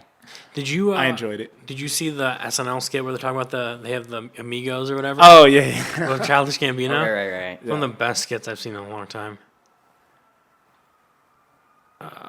You listen to Freddie Gibbs? Some, but not like when he drops a project, I'll listen to it, but I'm not. He's not really in my That's fair. library. He's got a new one with Mad Lib coming out in a couple. Yeah, I'll probably give that a listen for sure. Let's see what else I'm looking at. Like, so here's Redemption came back up because they keep adding songs, which is weird. Yeah, which is weird. But his song with T Grizzly? Dude. is so good. I was glad they added that. Yeah. I plug T Grizzly all the time because he's from Detroit, and Oh, that's right. Yeah. I just love him.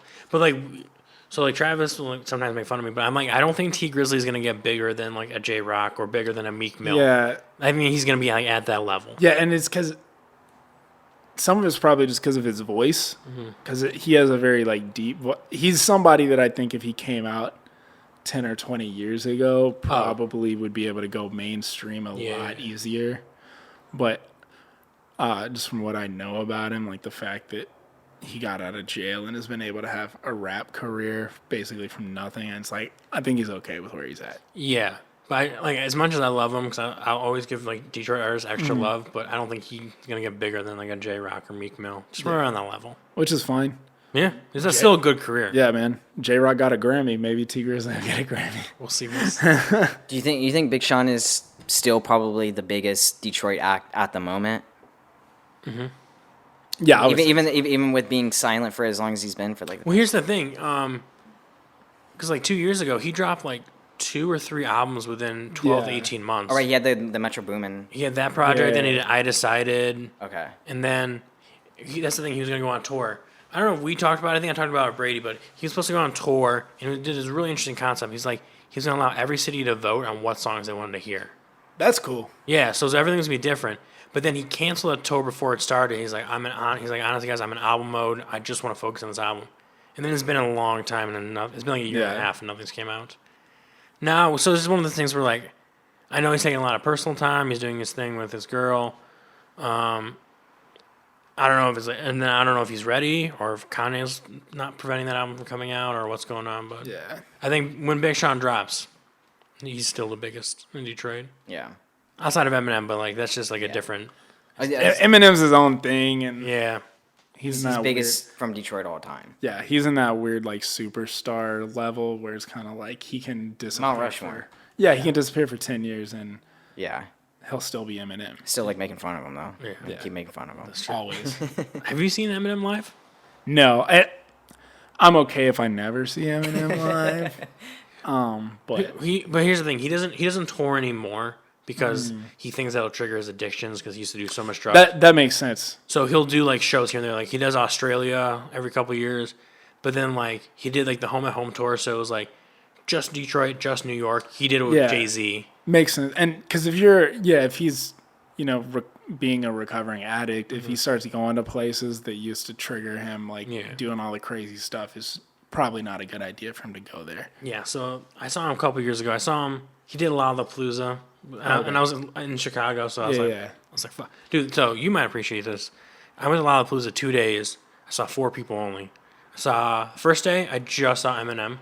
Okay. Second day, I saw Nas do his 20th anniversary of Illmatic. Wow. Then I saw Vic Mensa before it became crazy. And then I saw Outkast. Oh, that's awesome. It was a good show. Oh, Andre was performing. Yeah. Because they were doing like unicorn sighting. Yeah, they were doing like that that run they did like 40. Oh, that's right. Okay, yeah. And then a few weeks later, I went back to Detroit because he did the Monster Tour of the Rihanna. Oh, okay.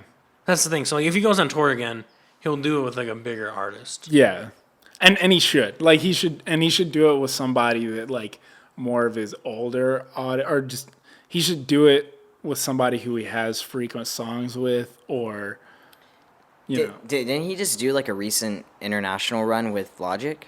he might have. Yeah, that's the Australia stuff. That's not a duo I want to see though. Right. Well, dude, he did a show a couple years ago. You know who opened up for him? It was Kendrick and J. Cole, Wow. and then Eminem. That's not awesome. He'll bring some good people out for Yeah. his Australia shows. I gotta run to the bathroom. Sorry. Go ahead. Sorry. You can edit that. Nah. Amplify it. Yep. Yeah. Since you love 6ix9ine, do you hear that Jim Jones says that 6ix9ine's history is a race and his name is non-mentionable in New York? He's say that one more time. Jim Jones said that 6ix9ine's history is a race and his name is non-mentionable. That's not true. Jim Jones is just out of touch. That's what I was thinking too. Yeah, I mean, we're in a different age in hip hop where like it does. You can release bad music and you're still really look at like I hate to like say like artists are bad or something, but like look at like Blueface, like he's not Dude. good. Oh, that's a great point because he just got on the cover of the freshman list. Yeah, and like he's kind of like he's known. Am I crazy for thinking like he's known for being a bad rapper? Like he's not known for being good at rapping. He's known as being kind of like this guy who raps off beat, and it's kind of like a joke. Like Tatiana to me is almost like a meme song. It's almost kind of like Old Town Road. Yeah, right. But he's like you just said, he's on the cover of XXO as one of the freshmen. It's so I mean I just don't think it matters. Like it doesn't matter that 6ix9ine snitched on anybody because the new generation doesn't care if you snitch on people. Right. This is that old mentality. Yeah. Which I get. That he still thinks Dipset is like relevant. So I mean, Dude, Dipset's one of those groups where like I didn't understand because like they were done being popular when I started getting into hip hop. Like I just don't understand like were they really that good like that long ago? they were really big in New York. Like my brother used to, my brother used to play some Dipset albums and some Dipset songs, but I think they really kind of they faded and they kind of only reside with like 50-year-old Puerto Rican dudes in the Bronx. That's true. Yeah. And Eddie Wong, he loves them. Yeah. You ever listen to Dipset though? Yeah, here and there. I never got into them. But yeah, they're. I mean, like I said, I liked Jim Jones' most recent album. Yeah. It was good. There's a song that Cameron was on from the Clips albums called Popular Demand. Have you guys listened to it? I think arguably it is the worst verse I've ever heard in my whole life. Yeah, I think you brought this up Worse. before. Yeah. Worse than Lil Wayne calling himself a venereal disease. Or Logic saying he sucks dick to make. a No, point. those are just lines. Okay. The whole verse. I'll play it for you guys when we're done, but the worst verse. So let's wrap this up with the last two things. I got Talib Kweli started a new podcast. Bun B is his first guest. That sounds awesome. Yeah, I haven't got around to it, but it bugs me because like apparently it's not on like all the podcast apps. It's only on YouTube. Who's his first guest? Bun B. Okay. Apparently he tells a story about Biggie that he's never told before. Like he was smoking Bun weed. B does? Yeah. Interesting. Bun B was like smoking weed with Pimp C and Biggie. And Biggie, he's like, yeah, I was trying to be nice, let him have like the front seats. They're smoking in the car. And Biggie's like, nah, man, I'm going to sit in the back seat. He kept the door open because apparently like Biggie didn't want anyone sitting behind him and he wanted the door open in case he had to run. Because Bun B was like, yeah, we're trying to hotbox the car, but he kept opening the door. He's like, but then he realized afterwards because like Biggie was so paranoid sometimes. Wow. Was this like in 96 or something? I don't know. I'll have to listen to the podcast. Yeah. And then lastly, we'll end this with, did you see the XXL freshman list that came out yesterday? I did. I did not. Okay, so the first one is Comtazine? Oh, Comethazine? Comethazine? Yeah, not really a fan. Never heard I of it. haven't heard of it. Then someone we've talked about a couple times, Tierra Whack. I like her. Oh yeah. I've heard some of her stuff. Well, she did a concept album for her first album. 15 songs, 15 minutes total. Each song's 1 minute long. It's actually pretty cool. That's cool, yeah. There's you can go on YouTube and she has the whole 15-minute project. You can watch it. Oh, that's awesome. Yeah, it's pretty cool. It's very reminiscent of like old Busta type of videos, right? Oh, Did you watch yeah. it? I didn't watch it, but Okay. I listened to... It's like wacky. It's cool. Okay, yeah. And then the third one on the list is Da Baby. I don't have a Okay. problem with it. I know. Oh yeah, because He's a shitty person. yeah, sorry. oh yeah, because you guys were on the last episode. You guys were talking about him on that fight that he had in the mall. What happened actually though was he didn't pull the guy's pants down. The guy wasn't wearing a belt, and the guy's pants fell down while he was trying to run away. Got to wear a belt, folks. Which is like worse. See, Like, this is embarrassing. This is what happens when we don't do research. yeah, Just talk about things, but we don't do that much research. yeah. But the baby, I'm a fan. I'm looking forward to seeing what he does. yeah, I'm looking forward to seeing his growth. I'm kind of a fan, but like kind of not. So. Yeah, let's be honest. He's probably gonna get into another fight and get arrested. Well, and I'm treating him the same way I'm treating Kodak. I'll listen to him, but like I don't really care until he can stay out of trouble. I've liked a couple of Kodak songs, but I also wish he would stop being stupid. yeah, There's a good chance he's going to be in jail for like 30, 40 years. probably. Oh, I will be shocked if he doesn't go to jail for a long period of time. I'll be surprised. Yeah, he's awaiting trial for having all these guns or whatever on Yeah, him. no, he's not getting out of that. Okay, Yeah. the next one on this list is Lil Mosey. Don't know who that is. Yeah. Man, he looks young. Like, I don't know about you, but like kids that are young now, he's 17. Look at this guy. Wow, looks like a yeah. baby. Jesus Christ. Okay. baby. Then is Roddy Rich. Okay, I Don't know him. Roddy Rich. I haven't heard much of his individual stuff, but he was heavily featured on Nipsey's debut album. Okay. He's the dude okay. that's singing and Racks in the Middle. Interesting. Okay. Okay. So he was on like 3 or 4 of Nipsey's songs. Yeah, his associate acts on Wikipedia is T Grizzly, Meek Mill, and Nipsey Hussle. So I would he's one of those people that I would listen to. He doesn't sound like he's a top tier MC because I've only heard him sing, but Interesting. Well, because of that, I'm going to check that out then. I'm going to check him out for sure. Also on the list, we have YBN Corday. Yeah, I've. he's good. Go ahead. Sorry, go ahead. No, go ahead. I haven't heard like tons of his stuff, but he's pretty good. He's one of the people that Dre's been in the studio with a lot. So he's got the Dr. Dre machine behind him, kind of. So he'll probably do something Hopefully. significant. Because every once in a while, Dre will miss. Oh yeah, Yeah, I was gonna say I've only heard one song from Corday, and I thought it was a decent enough song, but I've heard tons of co-signs for Corday, and everybody says Yeah. he's the best member of YBN because the other members of YBN are kind of trash. So well, it's the like, bar's pretty low. It's how like with the ASAP mob, like Ferg and Rocky are like the biggest Right. acts. And, Well, here's the thing. I think ASAP 12 he gets doesn't get the respect he deserves. Yeah. He's only got one album out, but 12 he's a good listen if you guys want. Okay, also there's a YK or Oasis. never heard of it. Not from. Doesn't even have a Wikipedia page. Oh, okay. Then Rico Nasty.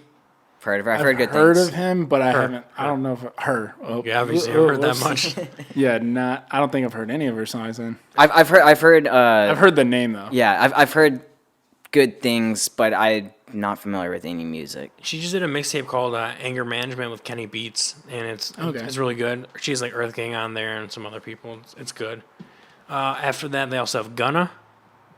Not. I mean, I know who he is, but I haven't listened to any. Yeah, I haven't. of his, except for that one album he had with Lil Baby, Oh, yeah. Drip okay, Too Hard. yeah. I think it was called. Drip Harder. Drip Harder. Yeah. Yeah, one of the songs called Drip Too Hard. Yeah. Yeah, it was. I mean, it was okay. I mean, really, I was more there for Lil Baby. If anything. Yeah, And then after that, we got Megan Thee Stallion. I like her. I like her. Yeah, yeah. I haven't listened to her yet, but I just downloaded all of her stuff, so I'm going to give that a listen. Yeah, her album's pretty good. And then the last one we just kind of just talked about was Blueface. Yeah. I'm I. a hard pass. On Blueface. Yeah, That's me personally. Yeah, I was just telling him how like he's kind of like a meme rapper. Yeah, it's like He's so bad that people want to listen. yeah, and it becomes this like one trick pony kind of thing where it's like okay, after a while you're gonna fall off. Yeah, and you know what? Maybe I'll be wrong. Maybe he'll figure it out and he'll become a better rapper. But let's be Yeah. honest, he's probably not going to. No. Well, that's a good way to end it. We're just talking shit like usual. Yeah, but Have hold to. on. Can I give a shout out to the Toronto Raptors? Thank you so much for winning that championship. Okay, so he's talked shit about the Bay Area for so fucking long. Let me show you a tweet with him that I think legit is the funniest not tweet, message. So, oh man. Okay, It's the funniest thing he's ever said. So I sent him a screenshot of the Raptors hat. I don't like buying hats for teams I don't support. But like, I mean, look at the hat. It's dope. It's got the championship. Oh, logo. yeah. No, I was like, maybe I'll buy it. And he's just like, Travis like, I got so messed up after they won last night. I woke up with my neck hurting for some reason. I was like, what, were you headbanging or something? He's like, bro, I don't know. All I know is that I'm proud to be Canadian. But he's not Canadian. You're just celebrating like you were. That's how much he hates the Bay Area. Yeah, man. It's not necessarily the Bay Area. I love all California. It's just as long as the Warriors are they're gonna be there forever. They're moving to that new arena in San Francisco. It's always gonna be fuck Warriors. And it gets old watching them win. Yes. With anybody who keeps winning as much as they win. Yeah. I don't wish any ill will on the injured parts. Also, we want healthy recoveries for those. Yes, I want healthy recoveries, but I don't want you to ever win a championship ever again. Not the players. You guys can go to different teams. Oh yeah, come to the Lakers because we have 2 really great players now. So you should come. If Durant went to the Lakers. Yeah, just come to the Lakers. So you heal up, and then we start winning a bunch of championships. Jesus And Christ. I can't jump on the bandwagon for like. it's gonna be so many riots. I wasn't really an NBA fan until I moved here. And I became a Lakers fan when I went to Kobe's last game. Made the right choice. That game was so Yeah, and so I'm excited to see. Even after LeBron's gone, I'm excited to see what happens with Kyle Kuzma. He's a likable person and he's good. It's from Michigan. Is he? Yeah, Flint. All right. That's why. Do you know what school he went to? No. All right. Are you're from near Flint, right? Or no? Yeah, like 30 minutes, 40 minutes away. You guys grew up drinking the same water. No, I have well water at home. Okay. So Well water? Yeah. What the fuck? That's still a thing? Dude, I didn't know. Michigan's Probably. Michigan's behind it. I mean, most of their signs say "Pure Michigan" on it. That's like their advertisement. Yeah. So like get people to come in. I don't know. Yeah. So they remind people because Travis didn't know. Follow us on Instagram at Hip Hop Heads Anonymous. I'm not following. I noticed that. Oh, do you like that Drake picture I posted? I did. There's the famous photo of Michael holding the trophy. Yeah. Did Oh, you yeah. see it? Yeah, I saw that one. That was so good. And now we got Drake. I swear, Drake, they definitely gave Drake a championship jersey or something. Oh, yeah. For sure. Well, I was also noticing that some of the OVO or the hats that he was wearing were OVO Toronto Raptors championship hats. So he had those made before. Oh, of course he did. Yeah, but like in the caption for that photo, I was like, after a long hard season, Drake's finally got his chip. Yeah. Do you see how I guess the NBA sent him some letters and they said don't come to Oakland? Yeah. Oh man, the way he was talking to some of those dudes, I'm like, you're gonna get shot next time you're seen in Oakland. Drake's like a real life GTA guy. Yeah. He's great. I like Drake. I love the antics. I love the over the top shoulder rubs on Nick Nurse, and he's doing the windmills and stuff. He was out of control, and I kind of liked it. Oh, I liked it. It was great. Yeah, I mean, as much shit as I talked about it, I still liked him more than I liked anything like Spike Lee did and all that shit. Yeah. What did Spike Lee do? Remember him and like Reggie Miller? Oh, and they're just talking shit. Yeah. I mean, Reggie's the one that took it too far. But Reggie Miller's such a hell of a player, though. Yeah. Honestly, the weirdest thing with Drake and him being like as hardcore Toronto as he was is like those random like the video you saw of like him going back and forth a little bit with Klay Thompson when Klay Thompson called him a punk ass, and it's like why is Drake even down there like right now? Like he's not a player. I understand he has a controlling interest like in the team and everything he's done, but like he shouldn't get to just be there 5 feet away from the other team. I love all the comments where people were like talking shit about him. Like, why is Drake walking through the players' zone like he just gave like 40 minutes on the floor? Right? He's like tired and shit, like sweating. Yeah. Oh man, we'll see what happens next season though. Oh, definitely. Yeah. It's gonna be the Lakers in the championship game, so it's gonna be really great. That's not gonna happen. But I don't think if Durant leaves like they kept saying he was gonna leave, it could potentially mess with like Golden State being. I don't know. Him and Clay are going to be done for the entire because Durant They're out popped next his year. his Achilles and Clay tore his ACL. Oh, that's right. So they're probably done for the entire next season. So, but they're still contracted with the Warriors, and then like the next season's when they're free. No, they're free agents like Yeah, a couple because days. people were saying Durant was trying to go to the Knicks. Like that was Yeah. a big rumor. Yeah. According to my brother and my cousin, the Knicks had a good draft class last night. All right, yeah. I I mean, for their position, they were supposed to be number one. They threw the entire season to get the number one. I don't pick. think they threw it. I think they're just that bad.